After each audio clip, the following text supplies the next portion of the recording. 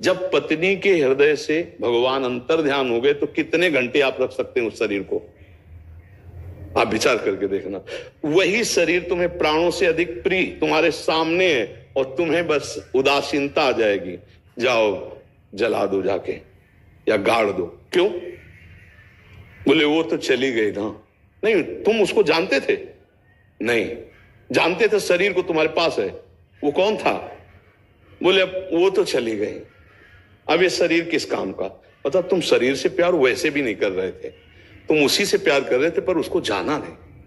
बात समझ रहे ना? चाहे पुत्र हो, चाहे पिता हो, चाहे पति हो, चाहे मां हो, कोई भी हो, अगर हम प्यार करते हैं तो अनजाने में उसी परमात्मा से करते हैं। वो जब अंतर ध्यान हो जाता है तो हम उन प्रिय शरीरों को नहीं रख सकते अपने पास। उसी पत्नी से कहो जिस पति को आप इतना प्यार करती थी, कमरे में जाओ, थोड़ी देर बैठ जाओ एकांत, दो चार को लेके बैठेगी वहां, डर लगेगा। क्यों डर लगेगा? बोले वो तो चले गए, अब तो मुर्दा है। तो वैसे भी समझ लो जीता जागता मुर्दा है, परमात्मा इसमें है, इसलिए चैतन्यता है। डरना है यार, क्या क्यों डरना? प्यार हम उसी से कर रहे हैं, पर ना जाने क्यों हम समझ नहीं पा रहे। समझ जाए तो डर नाम की चीज खत्म हो जाए, निर्भयता आ जाए। एक डर होता है स्वाभाविक, जैसे अभी कोई कीक दे ऐसे हो जाएगा, वो विचार का डर नहीं है, वो डर स्वाभाविक है। और एक होता है विचार का डर। विचार का डर भक्त में नहीं होता है। अब अचानक कोई ऐसे चाकू लगा दे, वो एकदम ऐसे हो जाएगा। ये विचार का डर नहीं है, ये तत्कालिक घटना है। विचार का डर, अब सामने से वो मारने आ रहा है, फिर विचार नहीं है। अगर हमारी आयु पूरी हो गई तो कभी नहीं, कहीं नहीं बच सकते, उसी क्षण मरेंगे। अगर नहीं पूरी होती, इसकी ताकत नहीं कि मार सके। विचार का भय भक्त को नहीं रहता। तो आप जो बोल रहे हो विचार का भय बोल रहे हैं, नहीं, विचार से भय आप हटा दीजिए कृपा करके। नाम जप कीजिए तो आपको पता चलेगा सबसे प्यारे प्रभु हैं। अगर हम किसी से प्यार करते हैं तो प्रभु होते हैं तो हम प्यार करते हैं, प्रभु नहीं होते तो मुर्दे से प्यार नहीं कर सकते। और सच्ची मानो प्रभु ही है। जैसे हाइलोजन, एसी, हीटर, बिजली ही है। यंत्र के प्रभाव से उसका स्वरूप अलग है, एक गर्म, एक प्रकाश, एक शीतलता। तो कोई कह सकता है एक बिजली ऐसा कैसे? अगर बिजली ठंडी है तो गर्म कैसे हो सकती है? और गर्म है तो ठंडी कैसे हो सकती है? नहीं, बिजली ठंडी भी है, गर्म भी है, प्रकाश देने वाली भी है, जान पालन करने वाली और जान लेने वाली भी है। ऐसे ही परमात्मा है, सृजन करने वाला है, पालन करने वाला है और विनाश करने वाला है।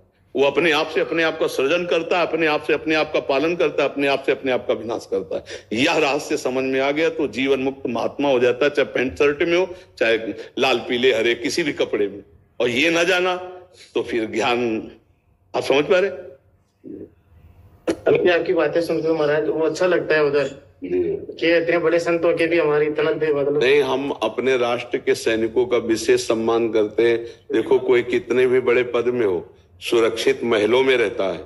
बात समझो, उस महलों में रहते हुए उसके अंगरक्षक गार्ड और हर व्यवस्था रहती है। और हमारा भारतीय सैनिक कहीं भी लगा दिया जाए, चाहे वो बॉर्डर हो या चाहे हिमालय हो, चाहे वो संकटपूर्ण युद्ध हो, वो पीछे कदम नहीं डालता। तो हम पूरे राष्ट्र में सबसे ज्यादा सम्मान के योग भारतीय सैनिकों को समझते हैं। हमारी भावना है। हमें भी आपसे बहुत प्रेरणा मिलता है हमारे प्रेरणा बहुत संभल आता है कि हम अपना देश के लिए और कुछ। हाँ बिल्कुल। और आप ये सच्ची मानना, किसी की तरफ मत देखना, केवल राष्ट्र भक्ति पे रहना, तो वो भगवान देखते हैं। नहीं भाई, हमारा सैनिक 1 सेकंड में मृत्यु को प्राप्त हो जाता है, 1 सेकंड में, है ना। लेकिन उसके जो जीवनी है, उसका जो, उसको तो कोई नहीं, सब कोई जीना चाहता है, सब कोई अपने परिवार में रहना चाहता है, सब कोई सुख भोगना चाहता है।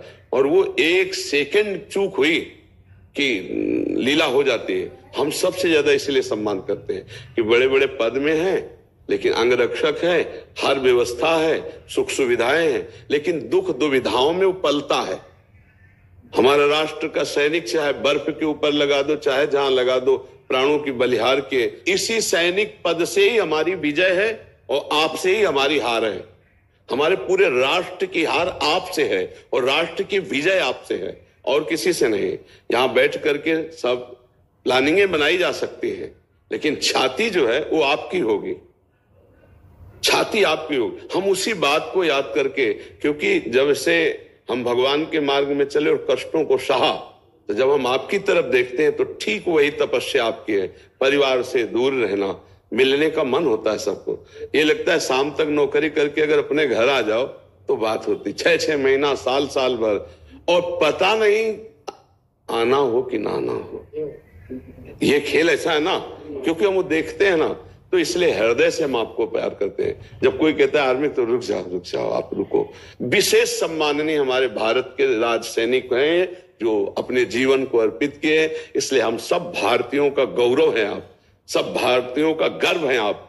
बस ये आप ध्यान रखना कि हम भगवान के मार्ग के पथिक होकर आप पर आस्था रखते हैं, इसका मतलब भगवान आप पर बहुत प्रसन्न है।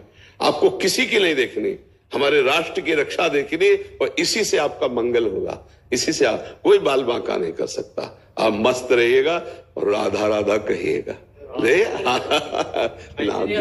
श्री हरि जय जय महाराज जी।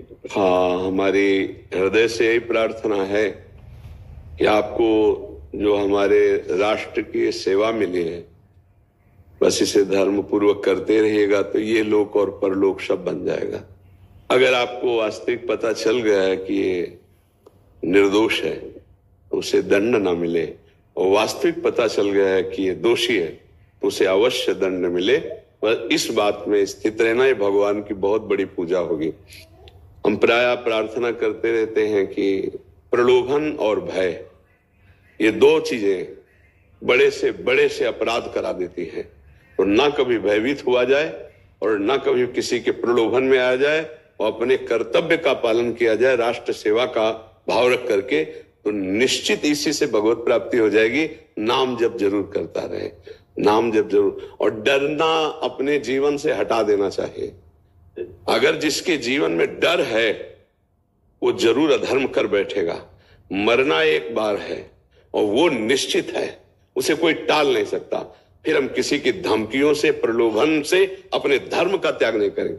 दोनों चीजें ध्यान रखना, प्रलोभन और किसी का भय नहीं, तो भगवान मंगल करते हैं।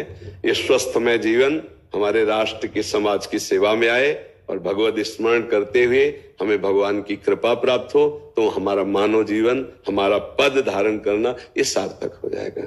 आप शिक्षक हैं विद्यालय में, आप गुरु पद में हैं, बच्चों का जीवन आपके हाथ में है, ये सेवा आपकी है। हमारे राष्ट्र में आपके ही पढ़ाए हुए बच्चे वो सेवक बनेंगे, पदों में आएंगे। अगर हमको का लिखना ना सिखाया गया होता तो आज हम शास्त्रों का जो प्रवचन करते हैं, जो स्वाध्याय करते हैं, वो हम नहीं कर पाते। तो हमें लगता है कि आप लोगों को बहुत बड़ी सेवा मिली है। उत्तम शिक्षा, उत्तम आचरण और उत्तम स्वभाव, ये इसको प्रारंभिक स्कूल से ही प्रारंभ होते हैं और यही जीवन को उन्नति की तरफ ले जाते हैं। तो बच्चों के चरित्र को पावन रखने की शिक्षा, बच्चों का स्वभाव व्यसन रहित हो और वो पढ़ाई से प्रीति करे, तो ईमानदारी से अपने कर्तव्य का शिक्षक रूप का पालन करोगे और नाम जप करोगे, तो इसी से भगवत प्राप्ति हो जाएगी। अपनी अपनी शिक्षा, अपने अपने कर्तव्य, अपने अपने धर्म, ये जो हमें मिले हैं वो हम दूसरों की सेवा में ठीक से लगा दें, तो इससे भगवत प्रसन्नता होती है। भगवान सबके कर्तव्य को देख रहे हैं। आप एक गुरु पद पे हैं। सबसे बड़ी शिक्षा ही जीवन में उन्नति लाती है। अगर वो अच्छी शिक्षा प्राप्त किए हैं तो उसमें विनय होगा, उसमें नम्रता होगी। विद्या विनयम ददाति। पर आजकल विद्यार्थी में विनय का अभाव हो रहा है।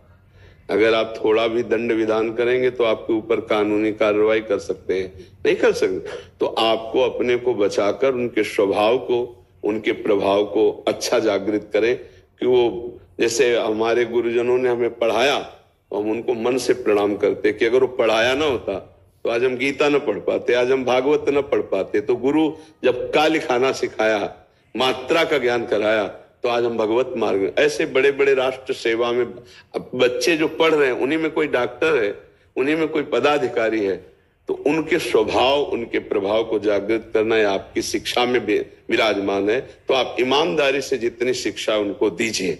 जैसे आजकल प्रणाली थोड़ा चल गई कि स्कूल में कम शिक्षा देना और घर में ट्यूशन में अधिक शिक्षा देना, उससे